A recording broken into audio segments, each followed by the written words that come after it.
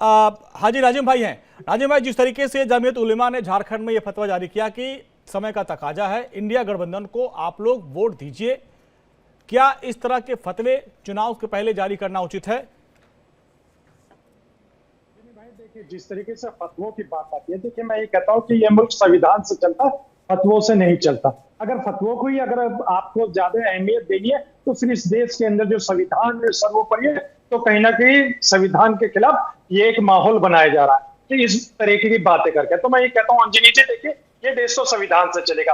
और देखिए जिस तरीके से जमीयत उलेमा ने ये फतवा दिया है कि भी आप एकजुट होकर वहां पर वोट करिए इंडिया गठबंधन को, तो इसमें कोई आपत्ति नहीं है। उनकी एक निजी राय है, इससे कोई भी ऐसा माहौल वाली बात नहीं है कि फतवा देने से कि देश का माहौल बदल गया या मुस्लिम समाज इस पर अपना पूरा हक जमा रहा, ये इस तरीके का कोई नहीं है। देखिए ये फ्रीडम ये वो है मुल्क, तो यहाँ पर सबको अपनी आजादी है, अभिव्यक्ता की आजादी है अपनी, तो इसलिए इस मुल्क की यही तो खूबसूरती है संविधान के तहत कि यहाँ पर हर कोई मन में जो आए वो कह सकता है, ये आजादी है। प्रदीप जी, ये जो फतवा जारी किया गया, इस तरह के फतवे से क्या आपको लगता है कुछ असर पड़ता है चुनाव में? सर देखिए, चुनाव तो अभी रिसेंटली बहुत सारे हुए और अभी नाजिया बहन ने जो अभी इनका व्याख्यान किया वो अपने आप में सेल्फ एविडेंट है कि किस प्रकार के ये लोग हैं। अब क्या है कि सबको अपनी अपनी दुकान चलानी है, अस्तित्व में बने रहना है, ये तो देखिए उसके बाद ही चलेगा। लेकिन उन्होंने जो व्याख्या की 100% सत्य व्याख्या है। और चुनाव में असर तो सर हरियाणा में भी बहुत बड़ी बड़ी घंटियां बजी थी, क्या क्या उठ रहा था, हुआ क्या। अब आप देख लीजिए, वो झारखंड ज्यादा दूर थोड़ी है, हम एक ही भूभाग के, एक ही संविधान से सारा देश चलता है। तो लोग बातें करें और लुत्ती लगा के फिर साइड हट लें, फिर माफी मांगने लगें और फिर देखिए असर क्या होता है ना। ये तो जनता है, लेकिन झारखंड थोड़ा हरियाणा से अलग प्रदेश है और वहां पे डेमोग्राफिक चेंज करने के लिए एक सिस्टमाइज बड़ा कैलकुलेटिव मूव इन लोगों ने बड़े पैसे खर्च किए।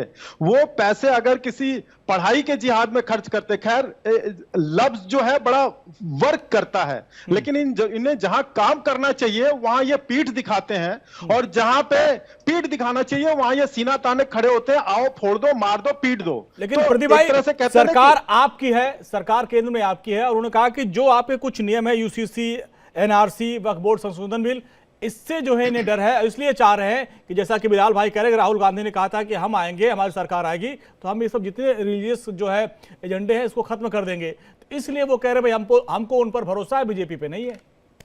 अरे राहुल गांधी जी के मतलब अब उनकी अकल पे क्वेश्चन मार्क बहुत पहले लग चुके हैं। अगर मैं कोई नया खड़ा करूंगा तो इसमें कोई नई बात नहीं होगी।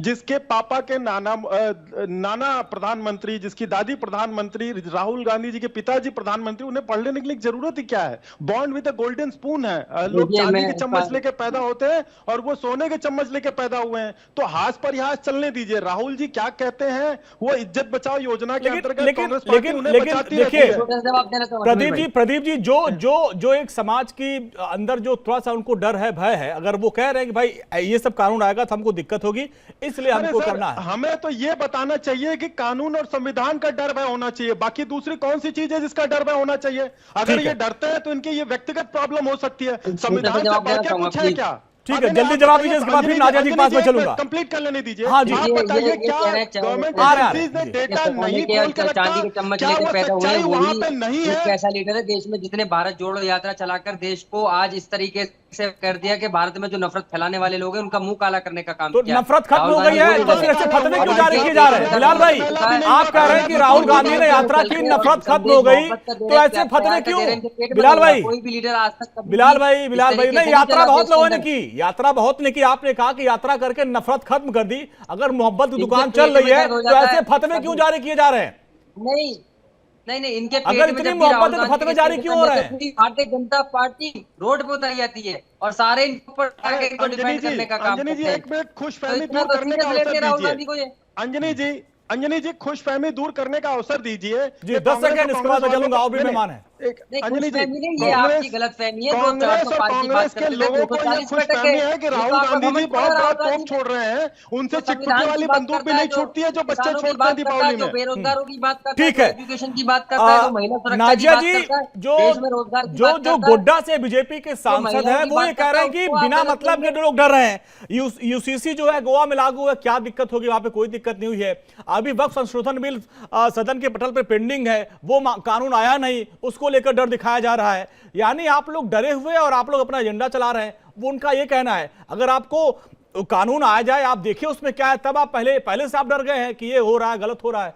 ये बीजेपी का तर्क है, वहां के सांसद हैं। अंजलि जी 2024 के लोकसभा इलेक्शन में मैं तकरीबन 4 दिन झारखंड में रही थी, धनबाद में रही थी, ढुल्लू महतो की कंपेनिंग और भी 2 सांसद थे उनकी कंपेनिंग में, और सब जीते थे। वहां पर मैंने जमाई टोला देखा। जमाई टोला आपको पता है कि वहां पर क्या होता है? ये जितने घुसपैठियां हैं ना, वो अच्छा। ट्राइबल वुमेन से शादी कर लेते हैं और फिर उनकी संपत्ति का भी जिहाद कर लेते हैं और उसको भी धर्म परिवर्तन करा करके ला इलाहा इल्लल्लाह मोहम्मद रसूलुल्लाह पढ़ा।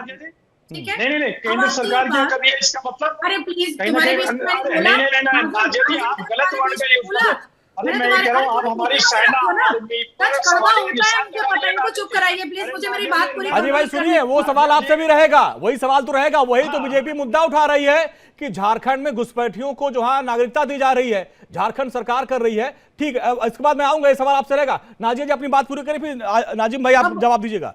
अब आती है बात कि मुसलमान अगर ये राग अलाप रहे हैं, ये तस्बीदाना पढ़ रहे हैं कि भारत संविधान से चलेगा, तो ये जो आर्टिकल 41 है कॉमन सिविल लॉ, ये क्या संविधान का नहीं है क्या?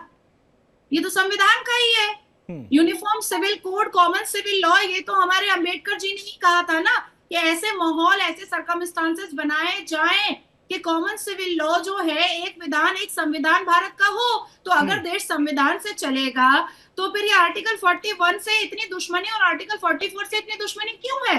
अब आती है तीसरी बात कि ये जो मुसलमान समाज के ठेकेदार बन करके बैठते हैं, जो एक्चुअली में नहीं है।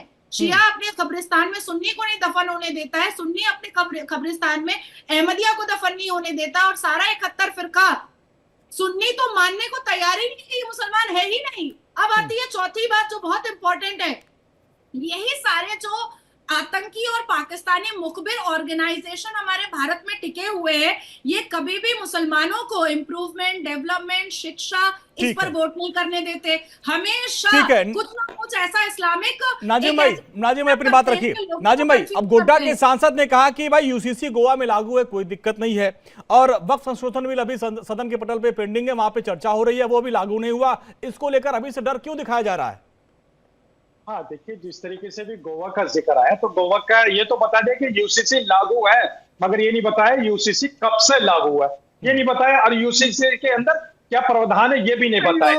और मैं आपको बता, अरे सुन लीजिए नाजिया जी, जब हाजी नाजिम बोलता तो भाई आपको दिक्कत होनी चाहिए। सुनिए।